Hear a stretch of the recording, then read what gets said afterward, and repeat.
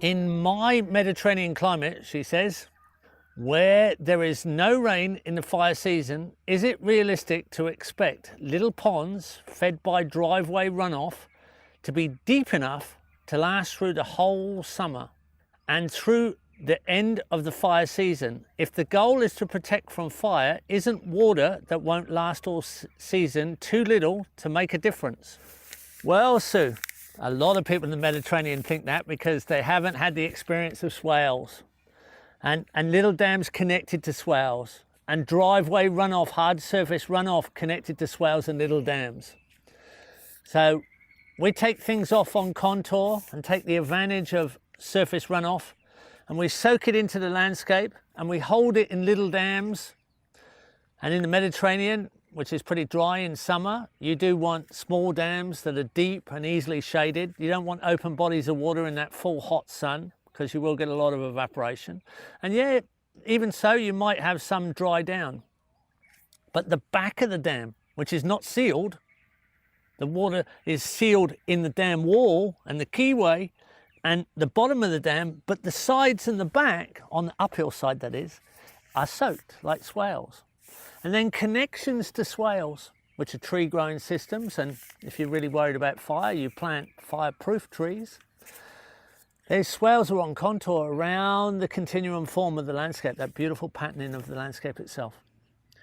And they'll soak water. Now, we had the driest summer on record this year. January and February here is normally our rainy season. We had no rain. It was like a Mediterranean climate here. And then at the end of the season, about a month ago, we had 3 weeks of reasonable rain, not a flood, but reasonable rain. And it topped our dams up, but it back flooded the swales. And for a month, we've got water leaking out of the landscape because the landscape has become a sponge because of our swales and small dams and other features. Now, because of that planning of soakage and rehydration into the landscape, you'll find that swales are not only tree growing systems where you can grow fireproof trees, but they also dampen the soils. And that dampness increases every year for about 7 years. So you get a building plume, exponentially builds for the first few years, and then slowly continues to build a little by little to about 7 years, where then, and it rains, it wets up quicker, rehydrates the soils faster, and then at about the 7-year plume size, it recharges the aquifer in the impervious sections along the contour, and it builds to run off a little bit faster. So then you can have more and more intricacy on the way down.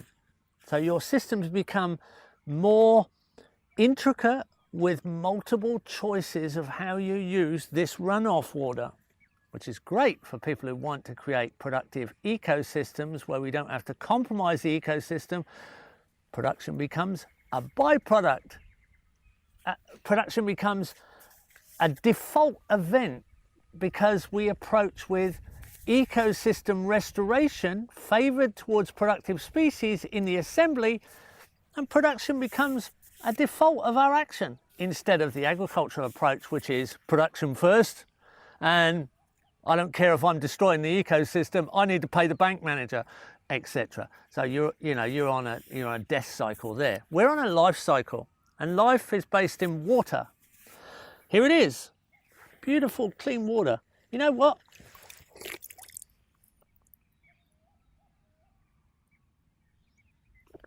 I reckon I could drink that. I just did. Now, it's going on down to another dam, last dam on the property. Just above me are 3 Chinampa canals. Above that is a rice paddy.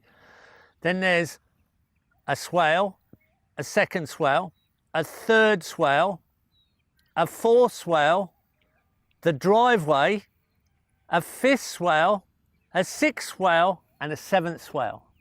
And connected to those swales are lots and lots of little dams. They did go quite dry in our unusually hot January, February, midsummer, high temperature drought we had this year, just like the Mediterranean. In fact, we pumped out of 25 dams, we emptied 9 So we had 16 dams left, so it's still pretty drought proof. But all that moisture in the soil allows us to grow a lot of diversity, particularly in trees and lush understories, and they're fireproof. Now, if you're in a real fire zone where you've got a real problem, obviously you go through for fireproof ground covers, you go through fireproof bushes, you go for mostly the deciduous trees, the European trees. They're often non-native. Don't worry about that stuff. They're native to planet Earth. You have fireproof trees that are usually deciduous in winter but very leafy in summer. And swales give you a broader choice of tree establishment through the hydration of the soils over time. Season by season has nothing to do with 7 years. We're talking 7 years of accumulated rain soaked into the landscape to achieve that. Permanent spring runoff just about. My prediction is this valley here, which used to be completely dry, will have a permanent running water in the future. It will never stop. It'll be always running. We haven't installed all our swales at once. We've installed them bit by bit by bit, so that the maximum amount of people can experience the implementation process and be involved in the earthwork courses where we've gradually put them in. We're getting there. We've got an earthworks course coming in the end of August, and we'll put a few more swales in down the bottom and another dam and show all those things we can do that help create a more abundant landscape.